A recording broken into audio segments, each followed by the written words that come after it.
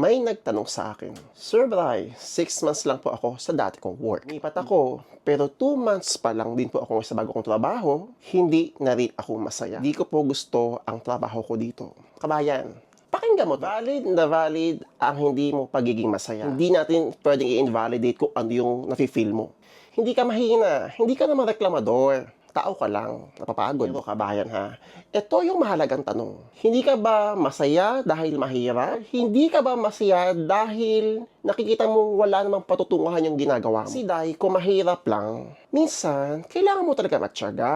Lalo na kung kakasimula mo pala sa trabaho mo. Pero kung araw-araw ka nang nawawala sa sarili mo, wala ka nang ganang gumising, tulala ka na lang, feel mo lahat ng ginagawa mo, mali. Hindi na yan simpleng trabaho lang. Hindi lahat ng trabaho ay panghabang buhay. Hindi rin lahat ng pag-alis ay failure. Saan ang pag-alis ay parang pagliligtas mo sa sarili mo. Ang mahalaga, okay, wag na wag ka lang tatakas. Sana sa susunod kung maisipan mo mang lumipat ulit, sana lumipat ka ng sigurado, lumipat ka ng may plano, may aral, may direksyon, at sana maisip mo bakit mo papasukin itong klaseng trabaho na to. Kasi nasa abroad tayo, di ba? Lahat tayo mga OFW, kailangan magsakripisyo. Hindi mo kailangan magmadali. Kailangan mo lang maging honest sa sarili mo kung ano ba talaga yung gusto mo talaga ang hinahanap mo. Okay?